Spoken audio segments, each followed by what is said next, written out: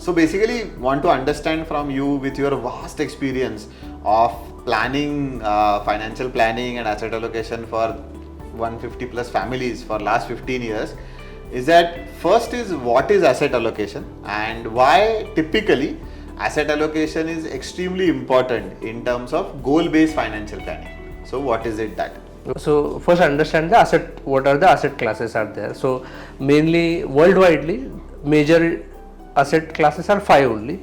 First is normally people are seeing that is in real estate. Second is a commodity. Commodity have a different asset classes, gold, silver, copper or crude oil. Real estate also may have a different asset class like commercial property, normal plot, flat. So every asset class there are subtypes of asset classes. Third is a majority in equity. So equity comes in large cap equity, startup equity, own business equity. So this is equity is a third asset class. Fourth is a fixed deposits, where people get a fixed kind of returns. That can be FD, that can be a LIC bond or corporate bonds. Is a fixed FD. Then when it comes, fifth asset class is a cash. That cash we carry, cash at bank, cash at home. That is a fifth asset class. And there are other asset classes are emerged right few years back, or there are old, but that not prevently used for the you called as a exchange of immediate exchange of money. Take an example of cryptocurrency is one asset class emerged recently few years back. The antique coins, paintings, these are the asset classes. But in India, you can't be retired on having paintings and you take a retirement. But definitely, it's one of the asset class people are used. So majority 5 asset classes people invest and people should invest. So assets. Once we got asset, what is meant by assets? Now you have to do allocation in the assets. That is called as asset allocation. Goal-based asset allocation.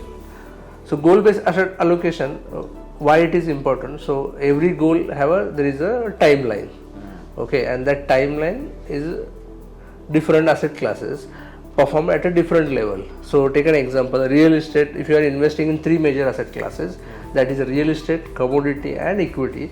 These are the volatile asset classes. You can't guarantee that this asset class give you this much return. But that asset class ensure you they beat the inflation. Okay. And the other 2 asset classes like fixed deposits and cash, they cannot beat inflation, but they give you assurity. You get a guaranteed money at whenever you require. Okay. So what helps in the help of asset allocation and goal-wise asset allocation? So you first understand what are the goals. So what are the typically goals people have? Take an example, if you are investing for the emergency purpose. You can't invest in the real estate or gold or commodity or equity. You have to invest in the cash or fixed deposits. So it changes. So take an example, you are investing for your retirement purpose. So you can invest in the equity, you can invest in the property, you can invest in the commodity. So that is there. So as goal changes, asset allocation change. Fantastic. Okay, where the importance comes of an advisor. Normally people have some own beliefs in their investing. So some of people have belief in the real estate. They make huge money in the real estate. They consistently invest in the real estate. So as they go nearest their goal, they still investing in the real estate. Same happens with the equity. People get money in the equity. They think that equity is the only asset class give more return. And as they grow near their goal of, take an example of retirement. At a 50 they want to take a retirement, and now they are at 2024 and they want to retire next year. If market collapse, equity goes down almost 30 to 50%. Whatever the retirement corpus they have currently, they maybe go 50%. So if this happens, they have to postpone their retirement.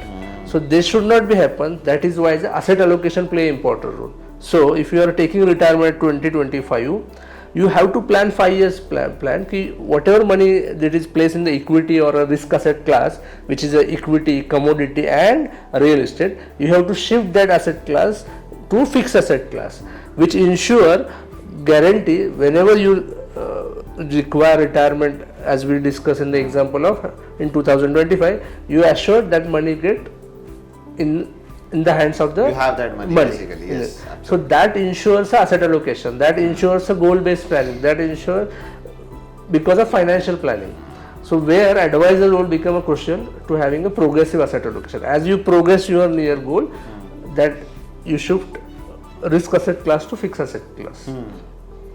So that looks like very important lesson, because as you rightly said, we have some very critical goals to achieve. Whether it is, let's say for example, as you said, retirement is one of the critical goals, or even if I have a child education as my critical goal, in that seems that progressive asset allocation is one of those strategies which will ensure that as a financial able person, I have all my money required for that goal already into my bank account, so that I am having a peace of mind to get to that goal, which is a fantastic thing. Because as you rightly said, many a times we also see a lot of feedback, or we also talk to customers and we understand that people invest into higher returning assets but do not understand that they also are much more volatile.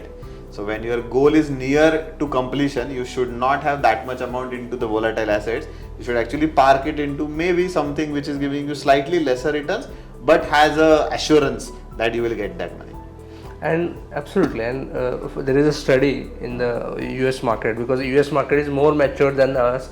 So there is a Dalbar study happens in this of how many people make money in the equity market. So only 3 to 5% people are making whatever the market given the return. So take an example, market have performed 12 year over the period of 20 years, but only 4 to 5% only make that kind of return because of this behavior challenges happens in the terms of investment management. So even you are saying that only 4 to 5% of the people are even able to get the market size returns, which are typically 12% in the US. Yes. Yeah, that is a very reality in India also, looks like. As it is famously said, even as per the SEBI's study also, that most of the people in equity markets, especially in F&O trades, are losing money. But I think, as you rightly said, people should definitely go for this kind of asset allocation first, rather than only sticking to equity markets as the only asset class. Or any asset class which is a volatile and which is not giving an assured return. So it may be real estate, it may be a commodity, it may be a equity. Yes, absolutely.